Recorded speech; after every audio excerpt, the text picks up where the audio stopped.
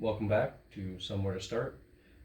In front of me, I have a B flat blues scale, which is F3, B flat, C4, D flat, D, F, G, and B flat. The unique thing about this pen that I think of first from a tonal standpoint is the lower four notes here. B flat, C, D flat, and D. You have a lot of dissonance right there, which can be tricky, especially for a lot of beginner players. The nice thing with it though is it yields itself very nicely to moving melodies. You can use one set of notes going up or in a particular pattern. Then you can use another set of notes, either going down or just depending on what your mood is. The other nice thing with that dissonance, and again, it wants to move. I find when you have dissonant pans, less chords, more melodies, more movement in the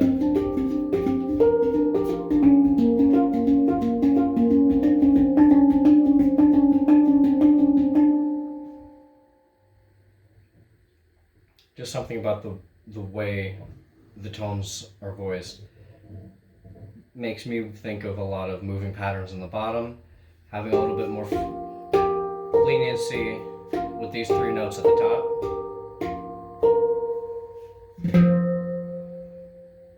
And you can still play a lot of traditional handpan melodies that are very slow, soft, and melodic.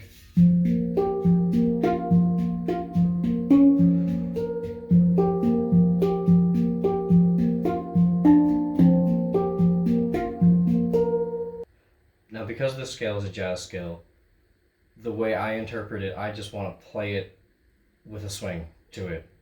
A lot of that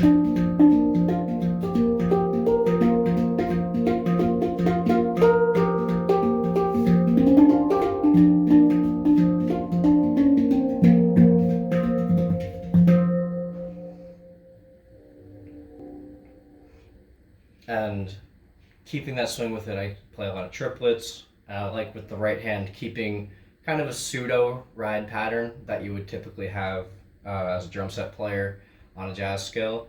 A lot of that incorporating the more percussive sound you get out of the ding, or just some more percussive sounds in general.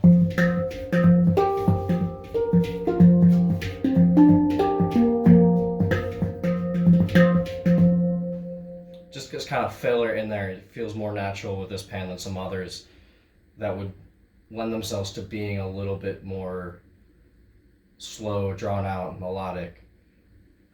And you have a couple pleasing intervals in here that immediately that come out to mind for your octave for your Fs and your octave for your B flats. You got the perfect fourth from the F to the B flat, same thing in the upper register. So a nice perfect fifth from the F to C, perfect fifth from the B flat to the F.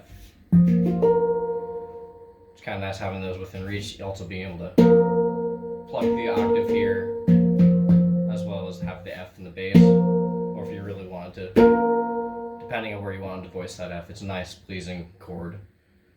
Always feels like home bass, something with the B flat and the F somewhere. You have a nice B flat minor chord on this side, which I love. Some pleasing intervals you have in this pan. You have easy go to perfect fourth with the F and the B flat at the bottom. Same thing, the F and the C have a perfect fifth.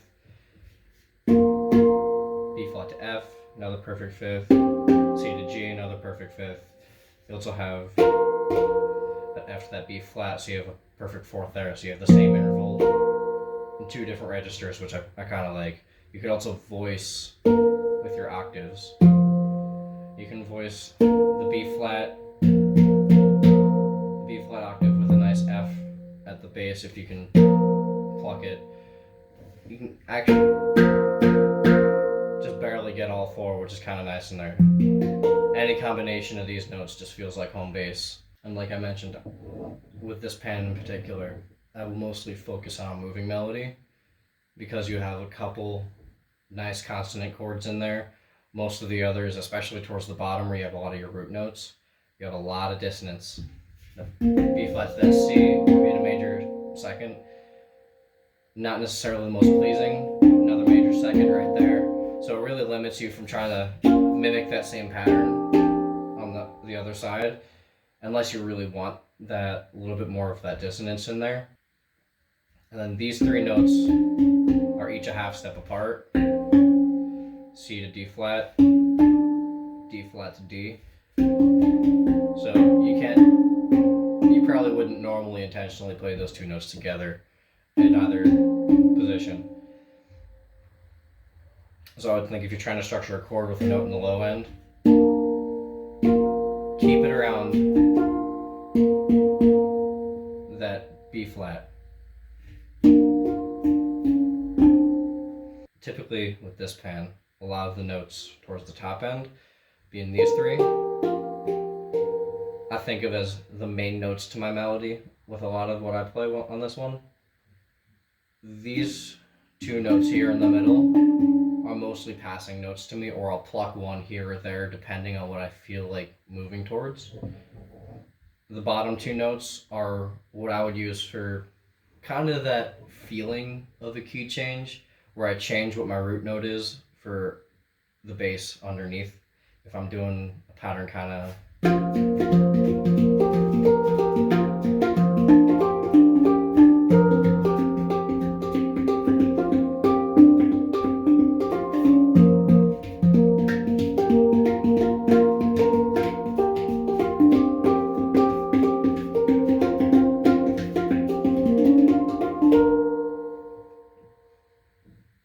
where it just creates that feeling of progression, even if it's not really changing keys or anything like that, because you're confined to these 8 notes. But anyway, that was somewhere to start for this B flat blues scale. Hope you enjoyed it. Take care.